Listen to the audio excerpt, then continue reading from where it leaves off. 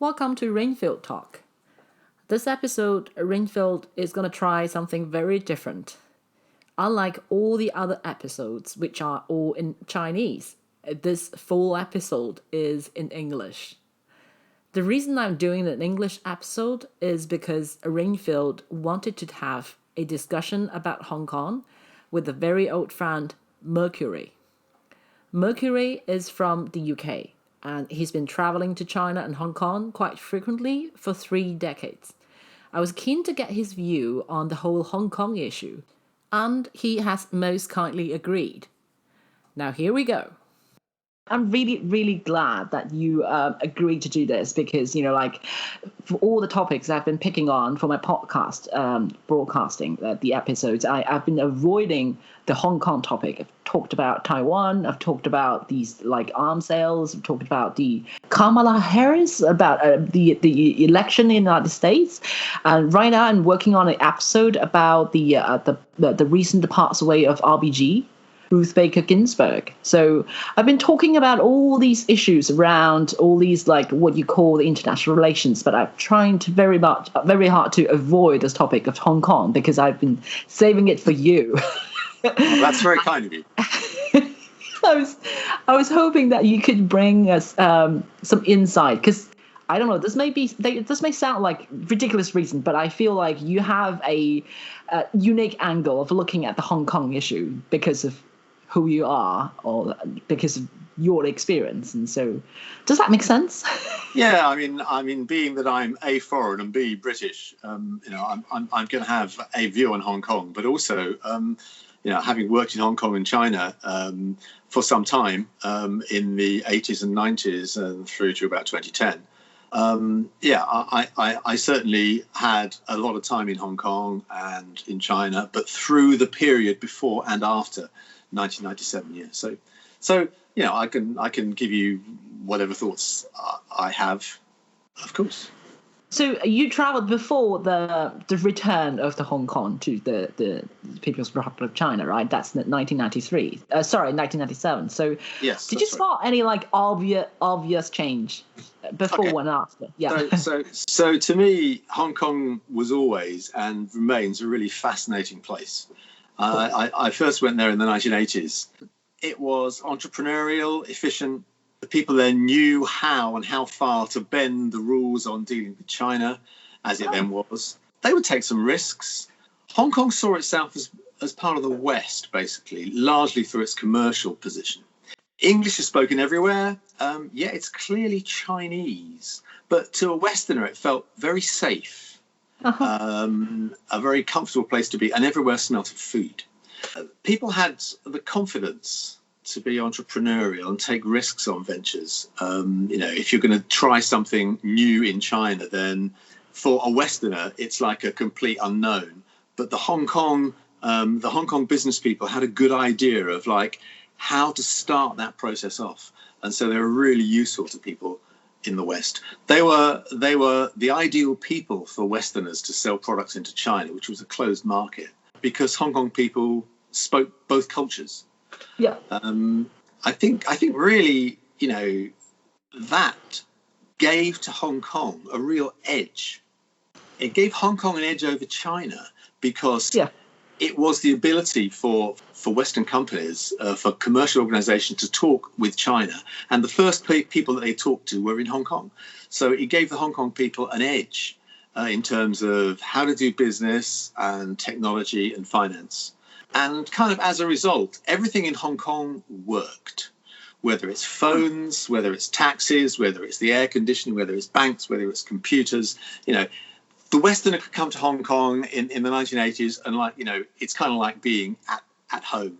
By contrast, China at the same time, it was very difficult to sort of work in that way. As an example, the first time I went to China in the mid 1980s, Beijing had just completed the number 3 ring road. Remember, but there were no cars on it. There were traffic jams of bicycles leaving the intersections. People dressed in olive green and dark blue mousesuits. So China and Hong Kong were vastly different at that time. But I really fell for Hong Kong. Fascinating place.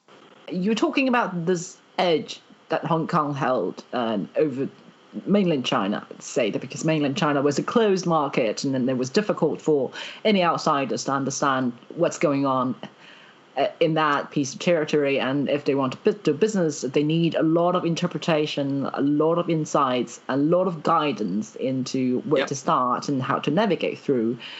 But you probably saw that edge sort of disappearing gradually in your later visits to Hong Kong. As Shanghai became more active, then yes, so it was like Hong Kong and Shanghai kind of both equally doing trade with the West, and China was able to trade with the West directly. But still, Hong Kong had that very important position, and still has for China. Yeah, so I can sense that from your answer. You like the city, right? Hong Kong. You like the people there, and so loved it. So yeah, how do you feel about the whole thing? Well, when we talk about the whole thing that's taking place in Hong Kong, actually started back in 2014, but that like Occupy Central, that thing wasn't like catching a lot of attention from last year. This whole anti-extradition bill and all the parade, all these, and then all the way up to this Hong Kong security law. So how do you feel about all these? Yeah, I've changed my view. My change of view is clearly, driven by those riots and all the sort of stuff that you can see on the TV, and the way that the police and the authorities are cracking down on people there.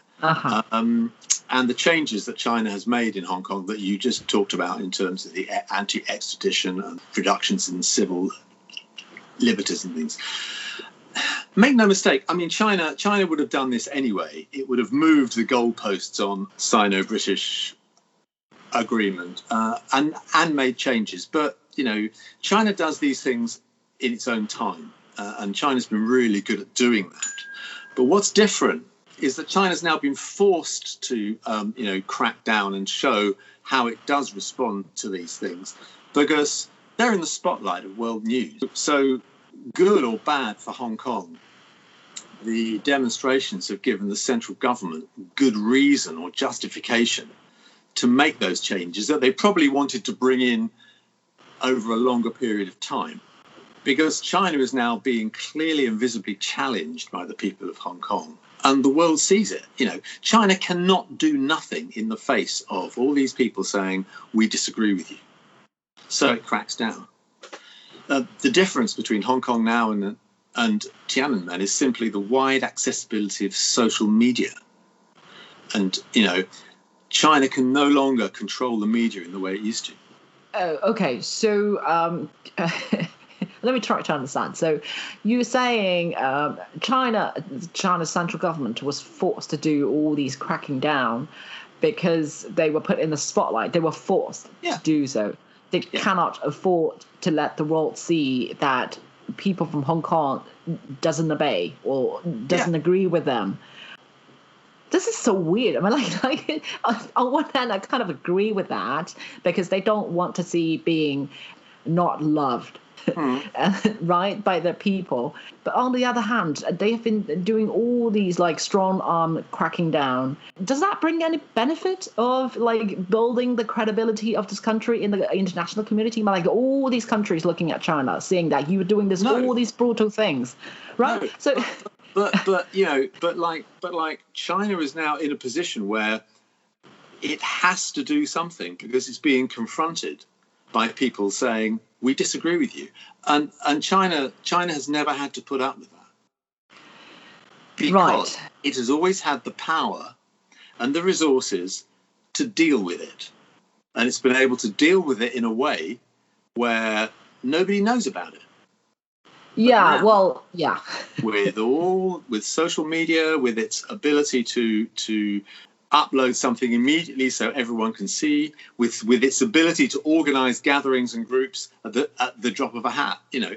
China is having to now, deal openly with things it would much rather have dealt with in private. Maybe what I should do is just walk you through Yeah, go ahead. Yeah. My sort of thing. Okay. So firstly, it's what we talked about, why was Hong Kong, interesting to me, and it was successful from the business point of view. It has changed, and, it's changed. You can't ignore the fact that, in the press, on all the media channels, you see the police being very, heavy-handed on people who are simply saying, I want democracy. Mm-hmm. You can argue whether democracy is the right thing or not for them, and I'll get onto that. But, that basically changes things. And the reason that you're seeing this is because China can no longer control the way it is seen around the world. Mm-hmm. And social media has actually done that. I used to be quite impressed with how China was managing this change from communism through to a more market-led economy and that kind of position in the world. It was sort of planned, it was done slowly, and there are some big issues for China. There's like 1.4 billion people, so there's a big inertia to change. What's going to happen is that some of those people are going to get quite rich and people are going to see the difference, because under communism that was less obvious. And there's like all the things about food production, energy production having to be managed, so it's like tricky, but they were managing this and they were doing this quite well, I thought. And like one of the key things for that is anytime they had to do anything difficult or controversial, they had the wherewithal to deal with it, cover it up, nobody knew. Then you come to democracy, and all these people are shouting about democracy. Here's what we want. Actually, they're saying this because they think it makes sense to them, because that's what they've always had. I kind of wonder if Western democracy really is the right thing for China. Bearing in mind the things that we've said about the challenges that China has in managing this big change. Is democracy the right way to do that? It may not be. And democracy is not always the best thing. I know. Huge mistake there. A deeply seated historic culture that the West believed we have to make these guys, a democracy, and look at the mess. I was then going to go through how did we get here? How? Here is this trading post that the British Empire set up to sell drugs into China and create, this nice market. And we made a ton of money, and it's not our finest hour, and we exploited, all these people. But, that's what empires do. That's what powerful organizations do. And some good comes out of it, right? Yeah.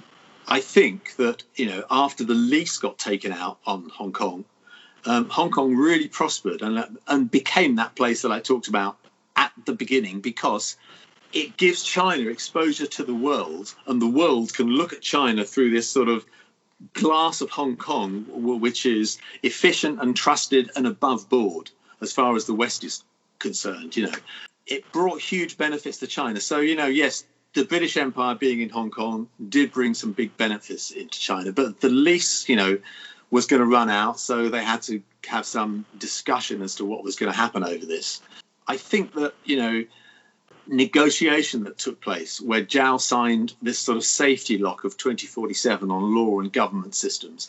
And I think that was actually not a bad thing for China, because at that time, Hong Kong was going fast for more reforms, and I think this agreement put the brake on those. So I think that was probably a good thing for China. But it did enshrine this thing of, there has to be law and government systems. There has to be some consistency in those. And then you get into one country, two systems, which everyone in China sort of would come out to me like, one country, two systems, this is how it works, like a soundbite. And I never really understood it at the time. It looked like they were paying lip service to sort of, how all this was going to work.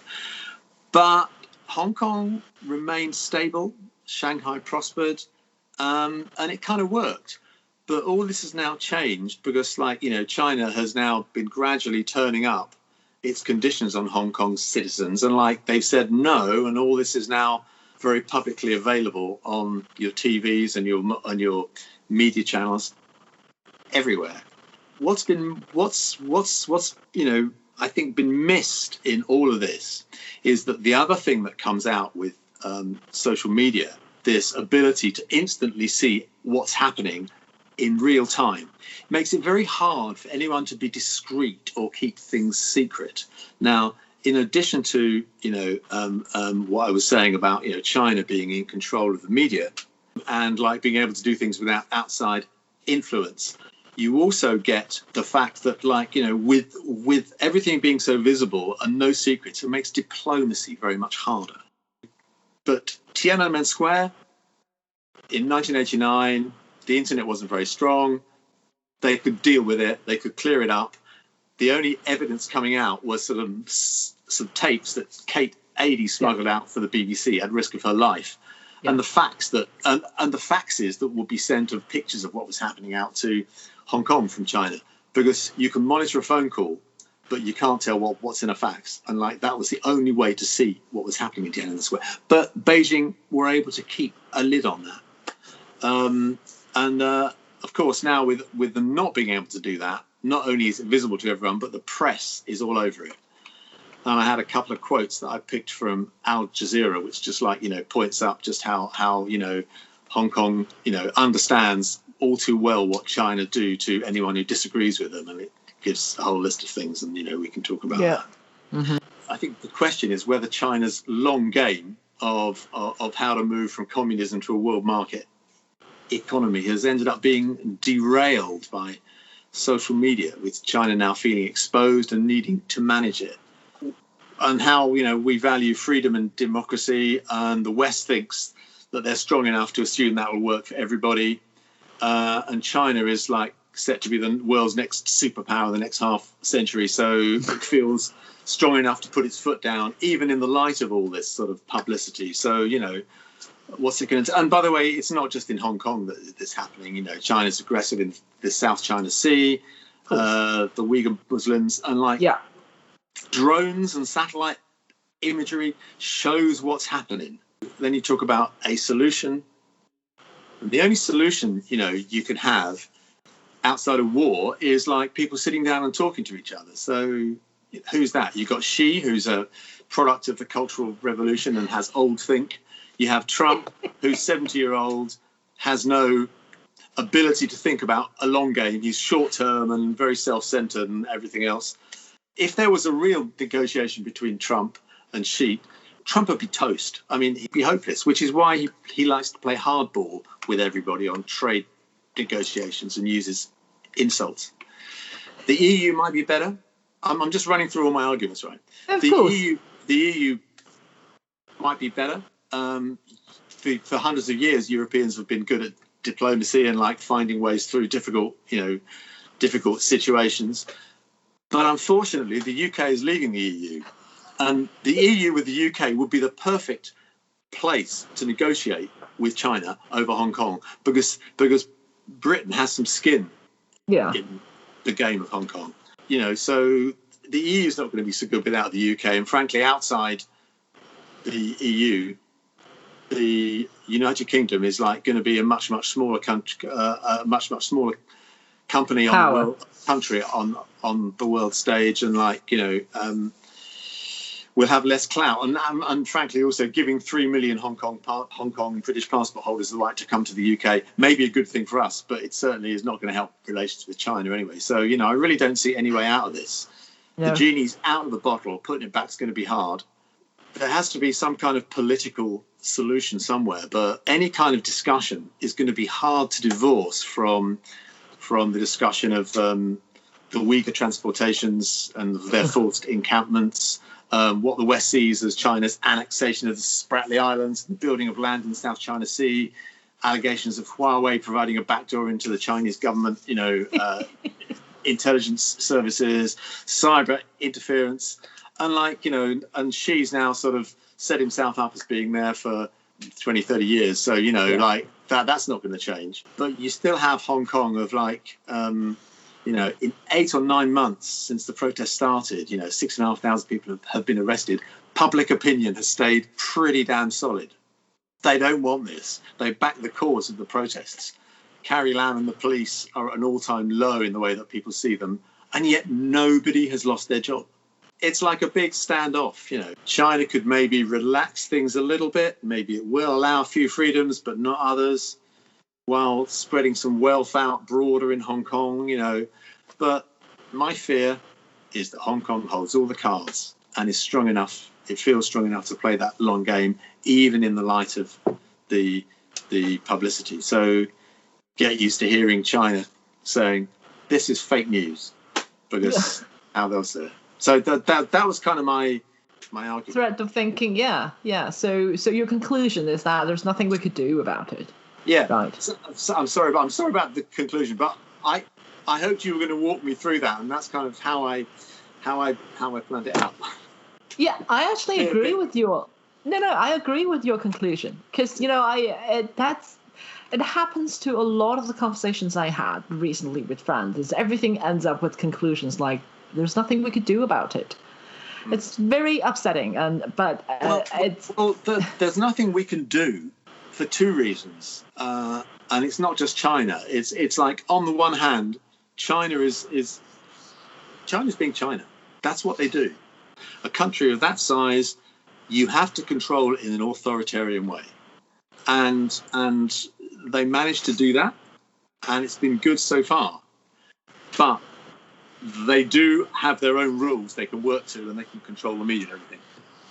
But, you know, there's that on the one hand. But on the other hand, you have this perfect storm of no political leadership in the West. So there is no interest in doing anything that affects this colony of 10 million people, 8 million people? If we're going to have a conversation with China, we need to talk about all those other things too. Because all those things have become visible now, you know, in what China's doing. And it's not just the CIA that knows, you know, what China's doing in the Spratly Islands. It's like everybody, because you fly drones, you know, it's yeah. Yeah. So it's China's ambition against this perfect storm of a lack of leadership. And that's why, you know, if there wasn't the perfect storm of the lack of leadership, and by the way, I put the UK in exactly the same bracket there, then there might be a way of sorting it out. Oh yeah, and we're also leaving the EU. So yeah. So you tapped on a few things. I don't expect that we can actually put all of them into full discussion, but there are things like you just mentioned, this perfect storm of the absence of leadership.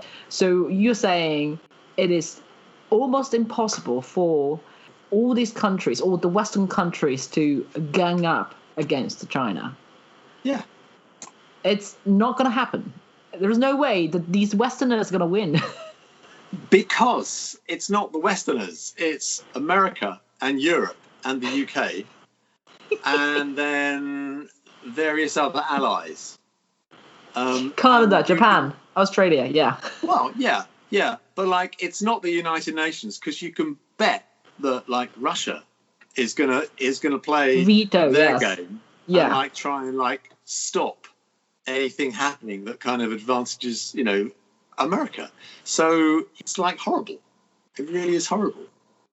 Well, I think we are at the time of a huge challenge to the global governance system. United Nations as a good example, the Security Council, they're basically failing in a lot of areas. When it comes to like big conflicts, there's nothing they could do. Yeah, because there is a veto.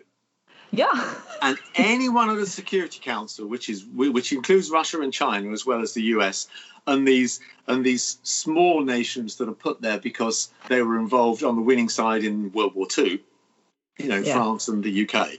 But you've got Russia and China there. And, like, if either of them disagrees with something, you know, I mean, look at Syria, you know. Russia finds a way to say, well, you know, this is not really, you know, like really the right thing to do, and we should do this, so therefore we're going to veto. And you know, thousands of people die. America did a lot of that in the 70s and 80s, where they put people into countries and they set up huge loans to build infrastructure. airports and ports and roads and stations and things. And all the loans went through the World Bank, which, by the way, is American. So, this country is then beholden to America in interest payments. So, America can buy their oil really cheaply and everything. And they've got them as a vassal state. So the Americans have done the same thing. It's horrible at the moment because we have no leaders, or very few leaders, who are prepared to look around the world and say, what's the best thing to do? So many of them, like Trump, are saying, I need to get re-elected. Here's what I do. Yeah. The things that he says and does in order to do that are just so beyond the pale. And yet people say, I'm going to vote for him. This just contributes to how Hong Kong is really hard to solve. Yeah. So, and you're saying that China is in this for the long game. Yeah. And the Western countries are no compete to that because of change of governments, because of this regular election, because of changing policies, and because of these moving from multilateralism back to that every country is just thinking about themselves, more the growing nationalism. So yes, and I think one of the few organizations that could fix that, we talked about the United Nations being a bit of it's at an impasse because it sort of can't move. It's stalemated. That's the word. Yes. I think the European Union could do some really could be really helpful here, but without the UK, as I said, it's a perfect storm. 52% to 48% voted to leave Europe. That small incremental vote, which you can argue was or was not influenced by Russia and outside forces who wanted to sort of destroy the power of Europe. That has led to us being outside Europe, therefore no meaningful relations, no meaningful negotiations can really take place between the EU and Hong Kong without the UK being an adjunct, and that's much less powerful. I'm not necessarily agreeing to all of it, especially the bit you're saying that authoritarian may be the best thing for China. That I can't agree. Fine, fair but enough. then an authoritarian leadership can be a beneficial one, Yeah, I agree. Yeah. But I think dealing with a country of that size and with that rate of growth and mentality of Chinese people, I think it's a big ask. You could say, well, India has 1 billion people and that runs as a democracy. Maybe I'm wrong, but That's a very difficult question. There's no way that we can finish that discussion in the next 10 minutes or so. It's very difficult discussion, and there has been thousands of people debating about what's the best solution for China. And then all I can say is I just don't like the current one. When you said about China taking this iron wrist measures, cracking down Hong Kong because of all the media exposure, because of the social media, because of what we call the customer generated media. No, sorry. That's what I said. Oh, okay. So I said that China is in it. Well, I'm sorry. That's not what I meant to say. I think the social media puts the pressure on China. Okay. Yeah. It's not cracking down because of social media. It would much rather social media wasn't there, because if social media wasn't there, it could do what it wanted to do. But social media makes it much harder for China. It puts them in this position where they have to act, not just because of political expediency, but because otherwise the world will say, you can call China's bluff. So they have to act.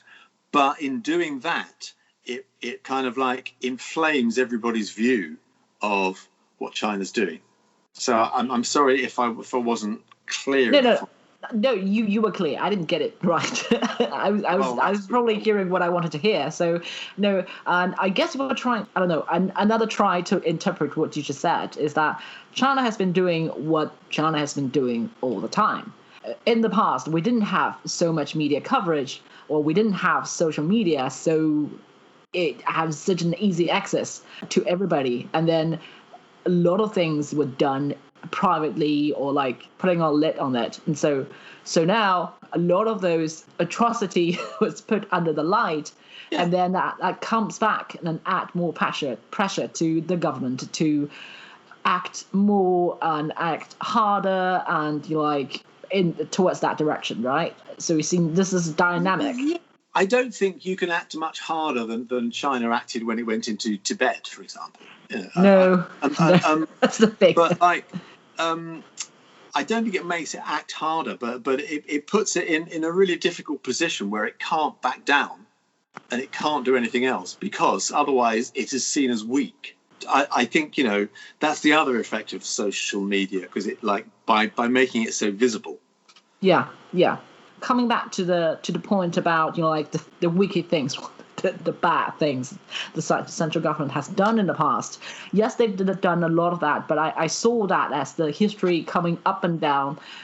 There were times that the central government was ruthless.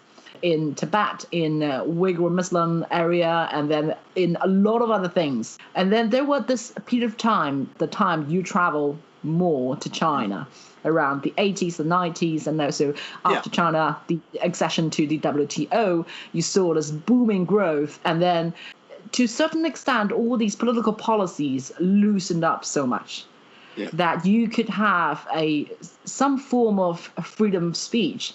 I still remember the time that I used to go to this, what they call the microblog in China, that I could actually see a lot of things and I could comment on a lot of things.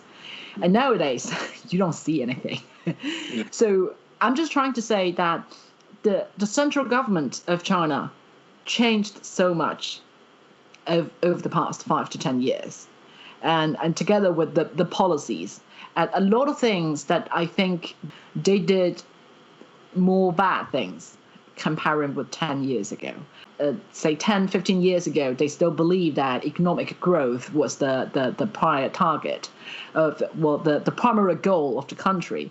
And they could actually look other ways to political dissidents and, these disobedient things. And they wouldn't put all these harsh rules in areas like Hong Kong. Because Hong Kong has been like Hong Kong ever since 1997. They have been like that all these years.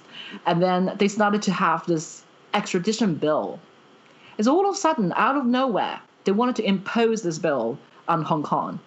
And that, I really respect and really appreciate people from Hong Kong is they were so sensitive and they realized this is going to be a game changer. And in the end, it turned out to be a game changer. So I don't really see this as some sort of there are a lot of elements influence or what made things what they are today, but I think the central government's change of policies actually should take the main blame. There was a change that made them thinking I should rule stricter, harder, and to keep my regime safe. Yeah, quite. So that's probably, I'm not 100% agree with you, but that's fine because that's the way I see it. Well, it's different in China because to some extent the government can still control what the vast majority of people in China see, right? I mean, there are firewalls. You can't access certain things from within China. But Hong Kong, of course, is in this unique position. It's in China but out of China. One country, two systems. So, that's why Hong Kong is the real flashpoint. But, there's all these other areas which you can find out and you can see. But I would guess that people in China don't know that. No. When I talk to my friends in China, in mainland China, they hold a complete 180-degree different view about what's going on in Hong Kong and what's going on in the Uyghur Muslim area. They think those are terrorists. Those Uyghur Muslims, they're all terrorists. They deserve to be put into the re-education camp, or whatever they call that. And then they think the Hong Kong people, they're rioters, they're violent. They're no different than the looters, what they see from the news happening in the United States. And so they think everything the central government did was righteous, and that's exactly what they deserve. That's the most annoying part. Is like they were completely been blocked by the wars, or they've been blinded by the mainstream media, not knowing what's going on and why they actually did that. Whereas people in Hong Kong do know that. I mean, like the piece that I found in Al Jazeera, which I thought was really good for this, was Hong Kongers know all too well what China does to ethnic minorities, government critics, and democracy advocates in the mainland, who are painted by the state media and authorities as separatists, terrorists, extremists, subversives, and traitors who collude with foreign hostile forces, just to name a few of Beijing's favourite labels. I think they can use all the labels on their episode. Yeah. But that's in China, and that's why Hong Kong is this flashpoint, because people in Hong Kong, have open access to what happens in the rest of the world, and they can provide image and story to the rest of the world, and that's what's difficult for China. And I think they'll tough it out. I think China will actually. I think they will tough. They will tough it out, and in the end, Hong Kong will become like Shanghai. Yes. Yeah. So you won't believe this, but the real estate price in Canada actually rose during the pandemic. A lot of people saying, that was actually because of these people leaving Hong Kong and going back to Canada. As I mentioned, there were 300,000 Canadian Hong Kong people.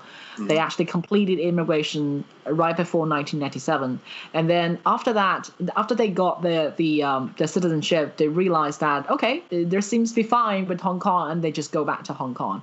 And now they feel that there's like a lack of safety again, so they are coming back and start to put their investment in the housing market in Canada.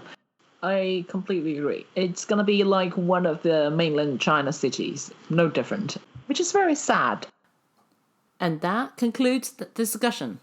I really hope you liked this episode, and you're more than welcome to leave any comments on my Facebook page or Twitter.